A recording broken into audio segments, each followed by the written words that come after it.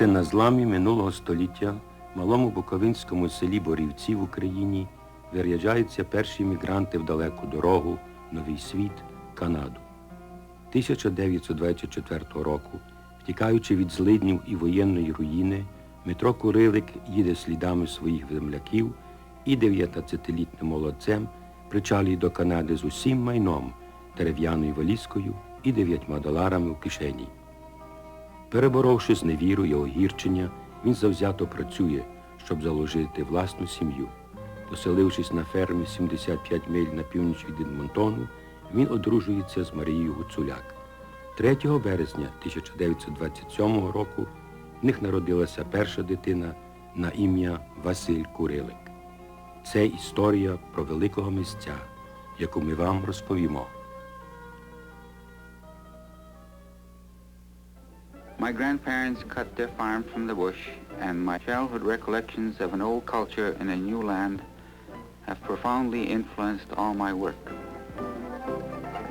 The painting I'm doing here is sort of a recollection of the Ukrainian pioneer activities in Western Canada when the early part of this century when most of our people came over. Well, you might say I'm third generation myself. Some of the things I'm painting here are I have to do research on it because most of the customs and dress and everything have all pretty well vanished. The drawings which I did were mostly done in the Chandra Museum in Alberta. The paintings, well, they're more scattered, partly from imagination, partly from memory. Для Василя Курилика життя з раннього дитинства сповнене болючими переживаннями. Це дитина вразливої вдачі, боязлива, замкнена в собі і мрійник. В 1934 році батьки купили ферму в Стоунвол в Манітобі. Тут він почав навчання в початковій школі, зазнаючи наруги через незнання мови. В цей час українська мова була заборонена в школі, і він тримався осторонь, завжди самітний і нещасливий. Дружина митця Джін Курилик накреслить нам його портрет як людини. You lived with Bill for 15 years. What kind of a man was he? When we were first married, he was very quiet, very shy. And I'm not sure, probably after 5 or 6 years when he became more known by the public. Long before his books were out, he was known in the art world. And I'll never forget the first time he had to do some public speaking. I think I was as nervous as he was. But after he gave his first talk, it was in a United Church in Hamilton. He seemed to just go in leaps and bounds from that time. He never hesitated to talk to people and to give lectures. He went to Cornell University and spoke to 1,000 first-year psychology students twice, 2 or 3 times. The first time I went with him. And he would show his films and talk to people about the gift that God had given him. He just seemed to open up. The more publicity and the more well-known he came, the more he opened up and the more he could talk to people and try and spread his faith to other people. He didn't hesitate to talk about being in a mental hospital and how he'd come out and, just been a normal person. As we had more children, he was a more loving father. He was always a very caring father, but he found it difficult to always cuddle them or show them affection until the youngest boy. And then he would hold them on his knee while he was painting and just much more affectionate with the youngest boy than the older children. So he was a very dedicated man, dedicated family man, dedicated as an artist. He went to Mass every morning, got up early in the morning, went to 7 o'clock Mass downtown every morning. And he did that even the week before he went in hospital. He still got up and went to Mass every morning. So So he had great perseverance, a lot of self-control, the fact that he could fast so long, 3 weeks at a time without food, just on milk or juice, coffee, but entirely isolated from people. When he was fasting like that, he didn't want to be among people, and he asked people not to bother him. The last 3 years of his life, we had a farm, and instead of coming to Montreal to do his painting, he would go out to the farm and stay there for 3 weeks and paint, and do a bit of gardening if it was summertime. But he was a very unique, very unusual man.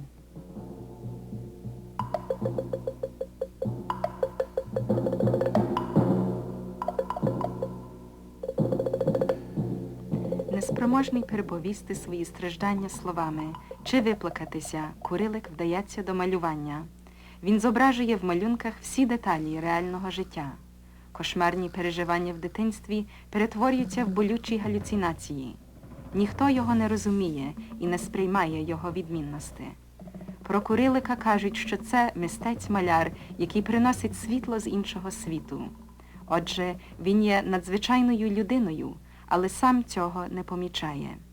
Треба збагнути, що мистець, живучи серед природи, яка повинна була кормити його радісними уявами, глибоко і щиро боліє долею людства. Він, як мистець, вважає своїм покликанням промовляти до сумління обивателів і зрушити їх байдужість. Звідки взялося в цього малого хлоп'яти, починаючи з раннього дитинства, таке почуття безмежного болю і осамітнення? Для Курилика дорога до мети не є важка, але важко вибрати правильну дорогу.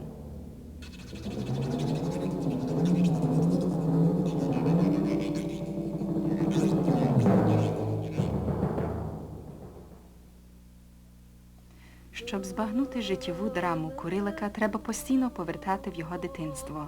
Це нещасливе дитинство, сповнене страхітливими уявами, стало зародком його сильної мистецької творчості. В очах батька він був слабодухом і нездарою, і це дуже пригноблювало його, бо батько був для нього уосібленням сили і відваги, тим більше, що він прийшов звідкілясь. Це звідкілясь його манить. На підставі тривожних оповідань батька про жахіття війни він намагається вникнути в цей страшний і незнаний світ, світ війни. В 9 літ батько, замість гуляти по полях, збирає трупи на дорозі. Важко передати синові образ зруйнованої війною України, спустошеної пошестями, пограбованої і розтерзаної на частини. Знівечене дитинство батька не промовляє до дитини, позбавленої його ласки. Між батьком і сином загніздилось непорозуміння.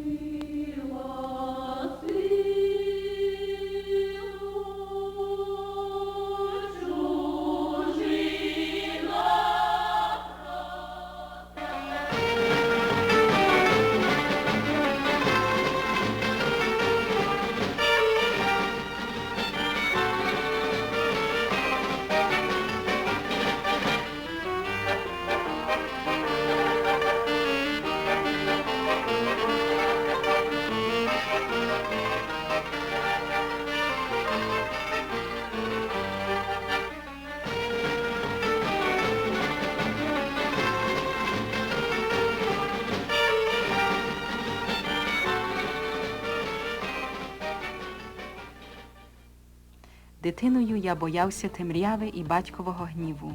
Був слабким тоді, як мої батьки мріяли мати здорового і міцного сина. Всі мене відштовхували, і я жахливо терпів через свою слабосилість.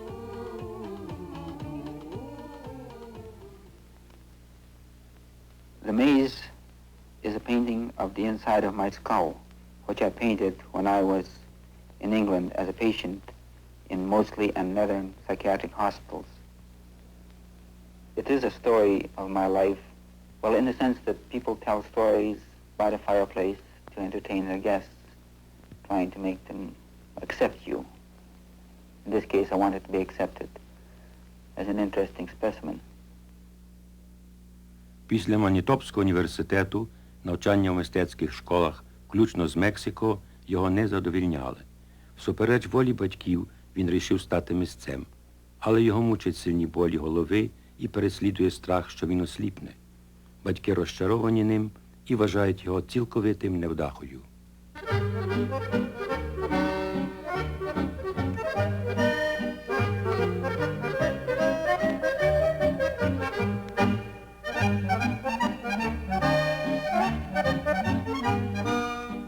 Джон Мюррей, директор музею в Варшаві, подає оцінку творів Курилика.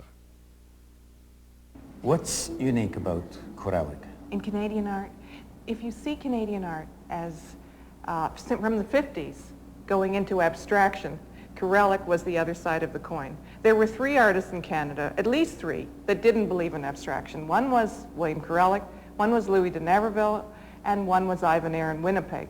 And Kurelek was totally different from any of the other two that didn't believe in abstraction. His work was completely different. He'd heard about abstraction, he thought about abstraction, but it was not for him. And he had a different aim in view. He was really oriented towards a religious message. Now, no one else in Canadian art at this time had this strong orientation, but he also was fascinated with the ethnic cultures of Canada. He himself was the son of a Ukrainian immigrant. He believed very devoutly in this too. And he had a message to tell. He was a storytelling artist. And the way he told his message was different from anyone else. It was very realistic, a very storytelling message. But beyond that message was a larger vision of what Canada meant in terms of its landscape, in terms of how beautiful it was, what he had known from being a child on the prairies. And in all these ways, Kurelek is totally different from any other artist. And in fact, he lies outside of the art history that we know as Canadian art history. He's just beginning to be recognized as part of the scene. Was there anything different about his technique? Kurelek was the only artist in Canadian art ever to use a ballpoint pen and be happy with it. Most other artists would never have thought of that. He absolutely used the basic in all materials. One thing that he loved up to a certain point was spray cans, paint and spray cans. And he liked that a lot, and then he would work with a spray can on a finished surface. He would work with a spray can, spraying the paint on, and then he would finish with ballpoint pen. Now, after a while, he didn't like the spray, and he went to oil paints, and he went backwards and forwards in his life. He also painted watercolors. But absolutely, there is no Canadian artist that used ballpoint pen except Kurelek, and used materials as simply. He was a technician, and he was good. You'll never see that his work shows signs of wear. It stands up very well. They're really amazingly good technically, but it was of the simplest kind. Incidentally, he loved to do his own frames. He actually had been trained in England to make frames, and he loved to make his own frames. And if you look at the frames, you'll see that they're hand-painted too. In many cases, they're hand-carved. And they sometimes continue the story of the canvas.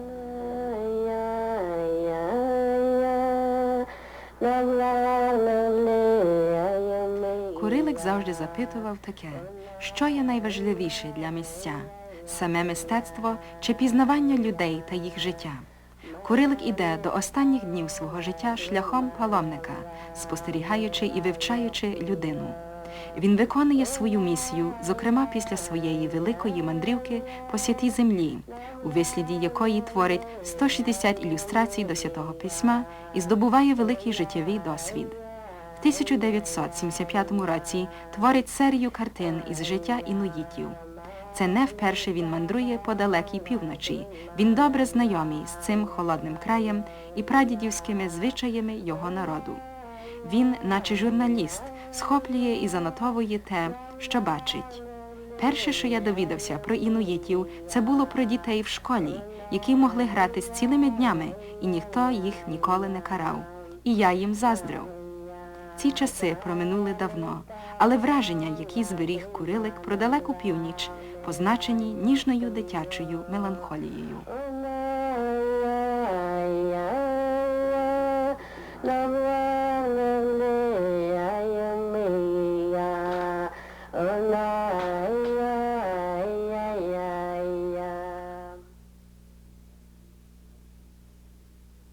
Це в Сен-Маргарет Курилик знайшов ідеальний сховок і приязну атмосферу для своєї творчості в хатині сім'ї Логушів, особистих приятелів митця. Український комітет при Монреальському музеї мистецтв рішив подарувати картину Курилика музеєві на пораду заступника директора Лео Розгендлера. Ми хотіли, щоб цей день був спеціальний, як ми будемо офіційно передавати картину, і назвали його Українським днем. І щоб він був ще більш святочний, вирішили запросити Курилика, щоб він був присутній особисто. Але ми знали, що з ним дуже тяжко комунікуватися, тому я вирішила поїхати особисто до Торонто, щоб його запросити. І це було добре, бо він би, може, не приїхав іначе. І так я пізнала його особисто. Ми провели кілька годин з ним в розмові. Він мені при тій нагоді показав цілу свою серію страстей, 160 картин. І можливо, що я так з зацікавленням їх оглянула, він зрозумів, що я прийшла не тільки по бізнесовій справі, а просто, що я ціню його як митця. І він був дуже радий, що ми його картину даруємо. Це була для нього велика честь і подія. І він приїхав до Монреалу з цієї нагоди. Але тому, що програма була досить велика, треба було її приготувати, то ми його запросили, щоб він приїхав день раніше, і він мусив у нас переночувати. І це дало нам нагоду його ближче пізнати. Ми з ним могли більше розмовляти про його працю, як він малює, чому він малює такі речі, а не інакше. І він нам це все розповів. Це було дуже цікаво. Ми переконалися, що це є надзвичайна людина, а не так, як багато людей вважали його диваком. У наших частих розмовах, як Курилик бував в Монреалі, він нам розповідав, що йому дуже тяжко малювати вдома. І що він, звичайно, виїжджає кудись до готелю, бере кімнату і там на самоті малює. Тому що він потребує абсолютний спокій. І ми йому запропонували, що ми маємо в Сент-Маргарет хату, і він тут може зовсім спокійно малювати, ніхто його не буде обтяжувати, ані перешкоджати.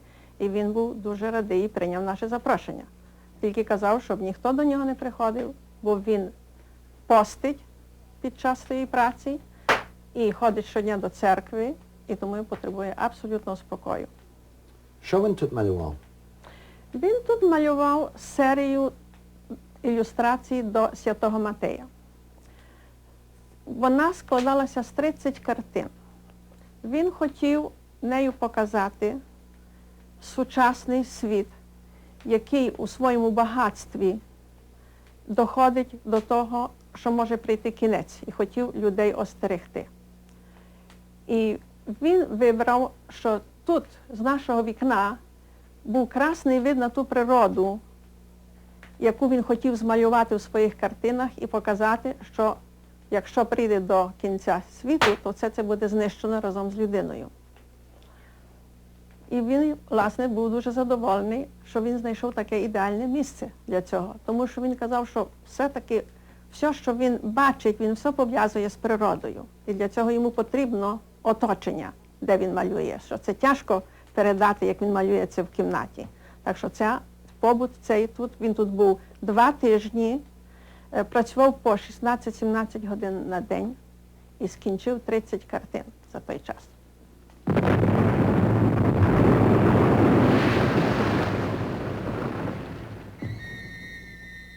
Його перші успіхи датовані в 60-му році, коли він нарешті вперше виставив свої картини в галерії Айзек. Курилик віднайшов остаточно спокій і свій шлях. Щасливий в супружному житті, він поволі виринає з довгого тунелю анонімного існування. Його особисте життя важке. Його шукання, його суперечності віддзеркалюють дуалізм в його творах. Вони іноді наївні і ностальгійні, але їхнє завдання – попередити людей перед неминучістю апокаліптичного пророцтва. Доктор Клемчук, великий любитель мистецтва, розповість нам про свого приятеля, митця Курилика. В яких обставинах ви пізнали Василя Курилика? 1970 року наш славний маляр пан Kurelek мав виставу у Монреалі. На другий день була дуже гарна про нього допис.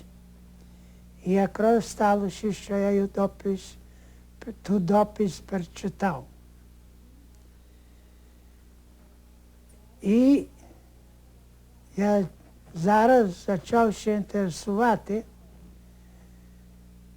його творами, покуплював деякі його книжки, які вже були опубліковані. І знаєте, я не мав на думці зібрати досить поважне діло його творів. Та й казав, ви знаєте, пана Гукала Тараса, він знав про мене, що я збираю чужинецькі твори, і сказав мені, чого то, Мари, я збираю чужі твори, а не наші. Друга є цікава справа музею Ніагара Фолз, котра була збудована спеціально для вистави творів пана Курелика, переважно страсти Ісуса Христа після апостола Матвія. Бо пан Курелик мав намір намалювати з Євангелії пана Матвія сотки малюнків, покриваючи цілу Євангелію. Але йому ще вдало лише виконати страсти Христові. Це є дуже-дуже велика праця. Показує, що пан Курелик є артист, справді артист, що артист значить справді. І також, як видали книжку «Страсти Христові», то ви знаєте, хто найбільше закуплював ті книжки, то були протестанти. Наші католики з гори до долини дуже мало причинилися до, скажімо, розпроду цих книжок.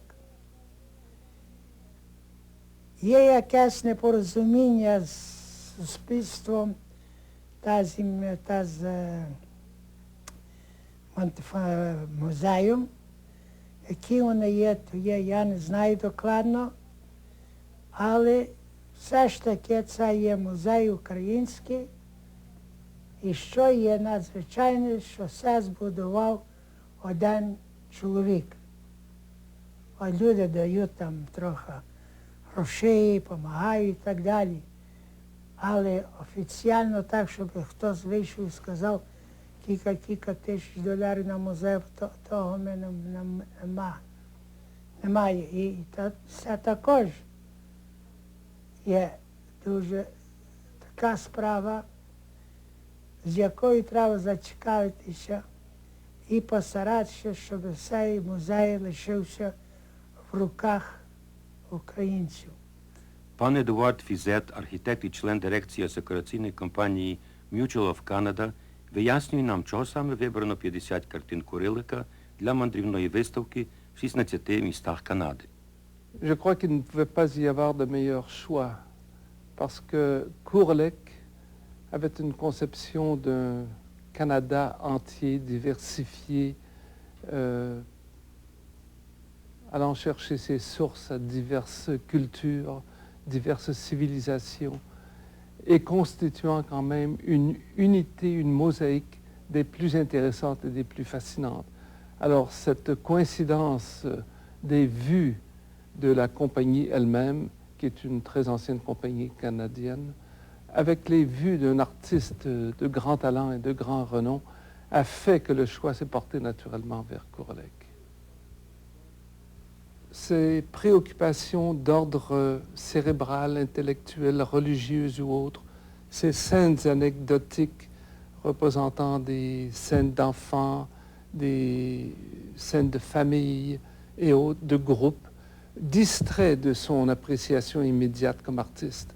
Mais quand on étudie l'œuvre un peu plus attentivement et un peu plus profondément, petit à petit, la grandeur et la beauté de son art s'imposent à nous.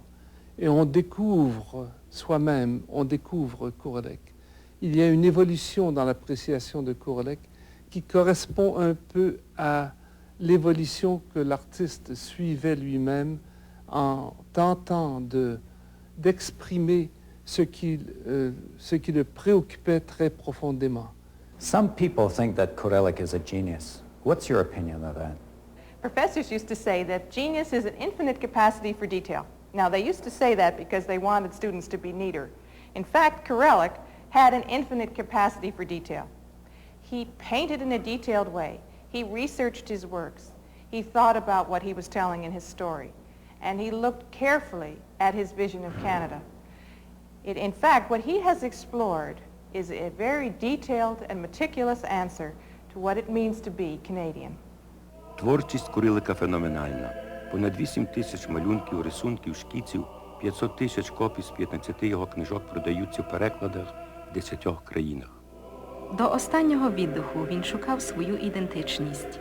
В 1970 році під час однієї подорожі в Україну він одержує дозвіл на 4 години відвідати рідне село батька Борівці.